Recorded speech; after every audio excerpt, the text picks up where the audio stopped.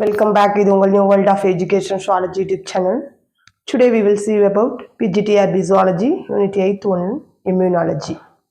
Innate immunity already first factors பார்த்துட்டோம். First factor என்ன factor அப்படின்னா physical and mechanical factors already பார்த்துட்டோம். Today biological factor, ஓகேவா? உயிரியல் காரணிகள் என்ன அப்படிங்கறத பார்க்கலாம். அதுக்கு முன்னாடி நம்ம சேனலை ஃபர்ஸ்ட் டைம் பார்க்குறீங்க அப்படின்னா கண்டிப்பாக சேனலை சப்ஸ்கிரைப் பண்ண மறக்காதீங்க. அப்போ தான் நான் போடுற வீடியோஸ்லாம் உங்களுக்கு நோட்டிஃபிகேஷனாக உங்களுக்கு வரும். அண்ட் ஆல்சோ வீடியோவை ஸ்கிப் பண்ணாமல் பாருங்கள். அப்போ தான் உங்களுக்கு பாயிண்ட்ஸ் அந்த கண்டினியூட்டி கண்டிப்பாக கிடைக்கும். ஓகே ஃப்ரெண்ட்ஸ், வாங்க வீடியோக்குள்ளே போகலாம். இன்னேட் இம்யூனிட்டி, அதில் உயிரியல் ஃபேக்டர்ஸ், பயாலஜிக்கல் ஃபேக்டர்ஸ் என்னெல்லாம் இருக்குது அப்படின்னா தோல் சுரப்பு, தோல் சுரப்புகள், செரிமான சுரப்புகள், பால் சுரப்பிகள், சுவாச குழல் சுரப்பிகள், லைசோசைம், இன்டர்ஃபெரான்கள், நிரப்பிகள், தட் இஸ் காம்ப்ளிமெண்ட்ஸ் அப்படின்னு சொல்லுவோம், ப்ரோபெரிடின் அண்ட் தாவர சுரப்புகள், செமன் அண்ட் ஆல்சோ கட்டமைக்கப்பட்ட புரதம் அப்படின்னு சொல்லிட்டு ஒரு லெவல் டைப்ஸ் இந்த பயாலஜிக்கல் ஃபேக்டர்ஸில் பார்க்குறோம். ஃபர்ஸ்ட் ஒன் தோல் சுரப்பு, நெக்ஸ்ட் செரிமான சுரப்பு, பால் சுரப்பிகள், சுவாச குழல் சுரப்பிகள், லைசோசைம், இன்டர்ஃபெரான்கள், நெக்ஸ்ட் நிரப்பிகள், ப்ரோபெரிடின், தாவர சுரப்புகள், செமன் அண்ட் கட்டமைக்கப்பட்ட புரதங்கள். இதுதான் பயாலஜிக்கல் ஃபேக்டர்ஸ்ன்னு சொல்கிறோம். இதை ஒன்று ஒன்றா பார்க்கலாம். தோல் சுரப்புகள், ஃபர்ஸ்ட் ஒன் தோல் சுரப்புகள். தோல் சுரப்புகள் அப்படின்னா வியர்வையின் உப்புத்தன்மை, ஸ்வெட்டிங்ல இருக்கிற இந்த தோல்ல இருக்கிற ஸ்வெட் ஆகுது தோல்ல, அந்த ஸ்வெட்டிங்ல இருக்கிற ஹையஸ்ட் அந்த சால்ட் கண்டென்ட் அது என்ன செய்யுது அப்படின்னா சம் மைக்ரோப்ஸை கில் பண்ணுது அப்படின்னு சொல்றாங்க. அண்ட் ஆல்சோ வியர்வையோட அமிலத்தன்மை, வியர்வையில் இருக்கிற அந்த அசிடிட்டி என்ன செய்யுது, இப்போ எக்ஸாம்பிள் இப்போ பிஹெச் ஸ்வெட்டோட பிஹெச் 5.5 அப்படின்னா அது என்ன செய்யுதுன்னா மைக்ரோப்ஸோட அந்த நுண்ணுயிரிகளோட வளர்ச்சியை தடை செய்யுது அப்படின்னு சொல்றாங்க. அண்ட் நெக்ஸ்ட் சீபம், வியர்வை சுரப்பி, இது ரெண்டு என்னவா இருக்குன்னா சீபம்னா செபேசியஸ் சுரப்பி சுரக்கிறது நம்ம சீபம் அப்படின்னு சொல்றோம். அண்டு ஸ்வெட்டிங் கிளாண்ட் ஸ்வெட்டை சுரக்குது, ஸ்வெட்டிங்க. இப்போ இந்த சீபத்தையும் வியர்வை சுரப்பியும் என்னவா இருக்கு அப்படின்னா ஆன்டிசெப்டிக் ஃபேக்டர்ஸா செயல்படுது. That is antiviral and antibacterial, அதாவது நுண்ணுயிரிகளை தடுக்கிறதுக்காக ஆன்டிசெப்டிக் மாதிரி தான் நம்ம உடம்புக்கு ஃபேக்டர்ஸா செயல்படுது. அண்ட் நெக்ஸ்ட் லாக்டிக் ஆசிட்டும் கொழுப்பு அமிலமும் என்ன செய்யும் அப்படின்னா பூஞ்சைகளையும் பாக்டீரியாவோட வளர்ச்சியும் தடுக்கிறதா இருக்கு. நெக்ஸ்ட் செகண்ட் ஒன் செரிமான சுரப்பி. செரிமான சுரப்பினா வயிற்றுல பிஹெச்சோட அளவு 2 அப்படின்னு இருக்கு அப்படின்னா அது நுண்ணுயிரிகளோட வளர்ச்சியை தடுக்குது அப்படின்னு. இதெல்லாம் நேச்சராகவே நம்மளோட பாடியில இருக்கக்கூடிய ஒண்ணு. ஸோ ஸ்டொமக்ல பிஹெச்சோட அளவு 2 அப்படின்னா இங்க மைக்ரோப்ஸ் ஃபுட் வழியா நம்ம எடுத்துக்க போது அது வழியா போற மைக்ரோப்ஸை இந்த பிஹெச் கில் பண்ணுது, அதிகமான பிஹெச். நெக்ஸ்ட் ஆக்சென்டிக் செல்கள் சுரக்கிற HCl என்ன செய்யுது அப்படின்னா மைக்ரோப்ஸோட செயலை தடுக்குது. ஓகேவா, நம்மளோட ஸ்டொமக்ல இருக்க ஆக்சென்டிக் செல்கள் ஹைட்ரோகுளோரிக் ஆசிட் சுரக்குது, அது மைக்ரோப்ஸோட செயலை தடுக்குது. இதுதான் செரிமான சுரப்பு.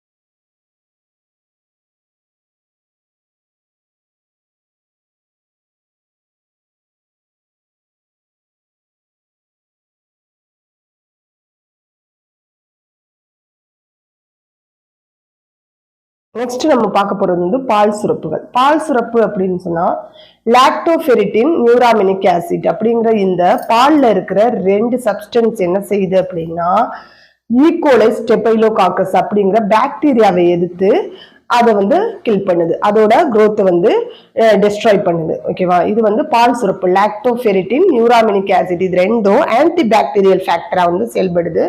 ஆன்டி பாக்டீரியல் அப்படின்னு சொல்லும்போது பாக்டீரியா என்னென்ன பாக்டீரியாலாம் ஈகோலை ஸ்டெபைலோகாக்கஸ் இது மாதிரி பாக்டீரியாவுக்கு எதிராக செயல்பட்டு அதோட வளர்ச்சியை தடுக்குது. ஃபோர்த் ஒன் சுவாச சுரப்புகள். சுவாச சுரப்புகள் அப்படின்னா மியூகோபாலிசாக்கரைடு வந்து ரெஸ்பிரேட்டரி ட்ராக்ட்ல இருக்கிற இந்த மியூகோபாலிசாக்கரைடு என்ன செய்யுதுன்னா வைரஸை வந்து இன்ஆக்டிவா மாத்துது. ஏதாவது டிசீஸை கிராஸ் பண்ற வைரஸ் வந்து மூக்கு வழியா வந்து உள்ள போகும்போது அது வந்து இந்த மியூகோபாலிசாக்கரைடு அந்த வைரஸை வந்து இன்ஆக்டிவா செயலற்றதா மாத்தி அதனால நம்மளை வந்து டிசீஸ்ல இருந்து பாதுகாக்குது. Next lysozyme. லைசோசைம் அப்படின்னா வந்து தட் இஸ் கண்ணீர் சுரப்பி, நாசி சுரப்பி, உமிழ்நீர் சுரப்பி, பாலிமார்போ நியூக்ளியார், ஹியூமன் மில்க், இதுல எல்லாம் என்ன இருக்கு, என்ன கண்டிஷன்ல இருக்கு அப்படின்னா N-அசிட்டைல் நியூராமிடேஸ் அப்படிங்கிற ஒரு பொருளா இந்த லைசோசைம் வந்து கண்ணீர் சுரப்பி, நாசி சுரப்பி, உமிழ்நீர் சுரப்பி, பாலிமார்போ நியூக்ளியார், ஹியூமன் மில்க் இதுல எல்லாம் வந்து இருக்கு.